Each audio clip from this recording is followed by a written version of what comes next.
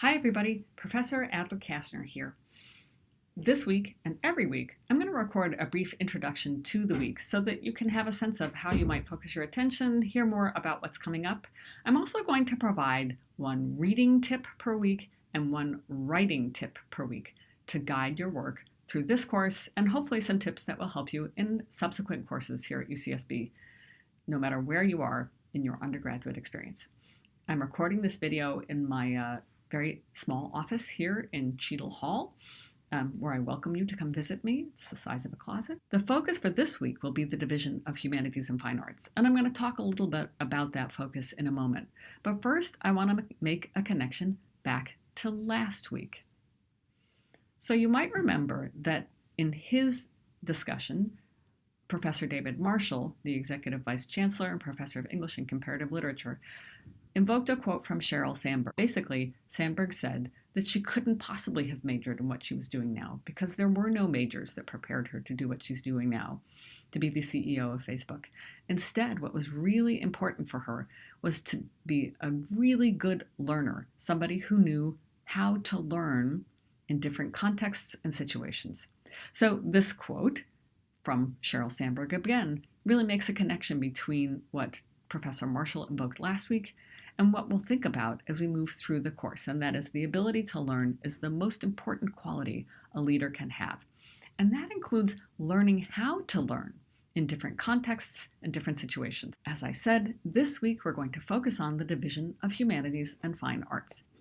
In the introductory video I made orienting you to the university, the Division of Humanities and Fine Arts is a division within the College of Letters and Science. And on this slide, I've sort of circled that from that intro video here, that on the intro video here, and put the departments that are included in the Division of Humanities and Fine Arts on the right-hand side of the slide so that you can see them there. And you'll read more about them on the Humanities and Fine Arts, or HFA, website as well. The departments within the Division of Humanities and Fine Arts focus on the humanistic experience. So they study the humanistic experience through texts, performances, different kinds of experiences, and texts really include print texts, graphic texts, film and media texts, all different kinds of texts. And really, again, focusing on interpretation that helps us understand the human experience. So as you work through the material for this week, keep that idea in mind. The humanities focuses on the humanistic experience. What are you hearing about that? What are you reading about that as you go through this week's materials? So in the videos for this week, here are the folks that you will see and listen to. They're all really interesting, engaging, lively people, as are all of our videos for the entire course. And then the reading for the week comes from the Division of Humanities and Fine Arts website. So again, as you listen and as you read, do you want to think about the humanities are about the humanistic experience. What am I seeing? What am I hearing about what that means and how that takes different shapes and forms through humanities disciplines? Then think about, how can I connect that to what I already know, to what I believe, to what I'm passionate about? How is learning in humanities disciplines, in humanities departments, going to help build on what I know, is going to push what I know, going to help me create new knowledge? And I'm going to come back to that idea of creating new knowledge in a moment. As you listen and as you read, again, you want to focus your attention on big picture themes. And that's always going to be the case. In college, you're going to get a lot of reading. So you want to think about, how can I focus my attention? How can I make this reading as efficient and effective as possible?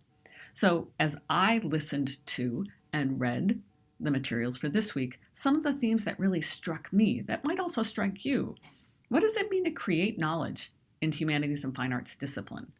And then the second question, which is kind of the same as the first, what does creating knowledge mean? What connections do you find to your own prior experiences, to your beliefs, your values? How can those, what you're hearing here, really push on those and help you develop them? And then what connections do you find to possible career goals? Again, going back to that Sheryl Sandberg quote, the ability to learn is the most important quality a leader can have. How is learning in humanities and fine arts discipline, going to help you develop your ability to learn. I'm going to move to this week's reading and writing tips because, after all, I'm a writing teacher, and this is one of the things we do. So first, we're going to focus on reading. As I've said, you're going to get a lot of reading in college, and those of you who are already in college know that you get lots and lots of reading in college. Focusing your attention on what's important in reading is going to help you be a more efficient and effective reader and ultimately writer. To do that, you need to think about what kind of knowledge is valued here. So what are the purposes that faculty members want me to get to when they've assigned this reading? So you have to kind of keep those big picture learning goals in mind, but you want to focus your attention on that information so that you can know where to look and what to really pay attention to. You've got a big picture vision in your mind, a sort of like, here are the important goals for this course. A really good strategy for reading is keeping a double entry reading journal. You may have done this before. I'm a huge advocate of this kind of journal, and I keep them myself. So on the left-hand side, you put an idea, word, quote, concept about creativity, knowledge-making, connections to your prior experiences or goals or the humanities that come from the videos or the readings. On the right-hand side, you put the connections you make. So you might put on one side, oh, Professor Kate McDonald talked about, history as, narrative and really, really wallowing around in sort of texts and ideas. That makes me think about this. You put this on the right-hand side. Then underneath this illustration of a double entry journal, I've put the kinds of connections that you might want to make. Text to self, connections between your ideas and the readings, videos, etc. There you go. Text to text, connections between different ideas in the readings and videos themselves. Text to world, connections between ideas in the readings, video, etc., to things beyond, things that inspire you or that you care about that are really important happening beyond, or anything else. You just want to keep really careful track of those kinds of connections in your double entry journal. This is going to be so useful for you when it comes time to write, because you'll have that textual evidence that is so important. You always need evidence when you make an assertion, a claim, when you want to say, this is what I see in the reading. You want to have evidence from that reading to really show how you're seeing that, because you are the maker of your own knowledge. Nobody's inside your head, and nobody can understand how you understand a reading the way that you do, because we're not you. So double entry journal can be a really useful time saver when it comes to actual writing. I hope that makes sense. Let me know if not. Okay, contact me during office hours.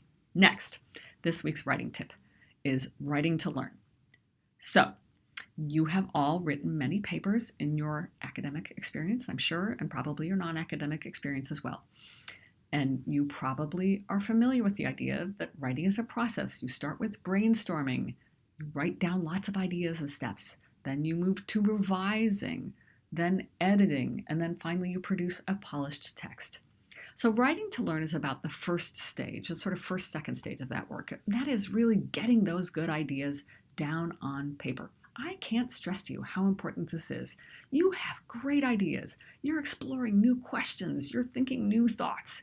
You've got to get those down on paper and really work through them before you polish them up and make them beautiful, and you work on what you might think as your grammar, which is to say your syntax, punctuation, mechanics, citational format.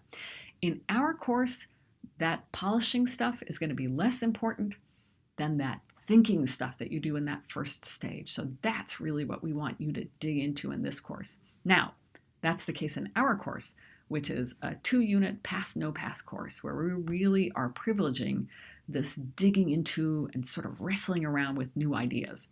In other courses, that's going to be an important first step for you. But of course, the polishing will also be quite important. So writing to learn is an important step of getting to a really good polished text, but you still need to do the writing to learn. Before you get to the polished text, that means taking time for your writing. You can't start your writing the night before.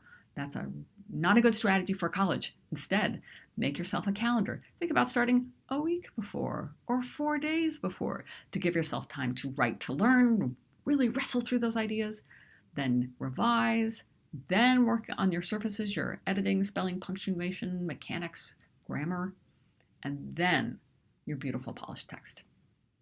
Okay, the last slide here has some cheesy humanities jokes for you as you start your week. I hope this is a helpful orientation to this week's materials on the humanities and fine arts. The writing asks you again to think through some of these ideas and really share with us your thinking in writing. We will look forward to reading that. Feel free to contact us during office hours. That's me or any of the TAs, and we'll look forward to seeing you next week.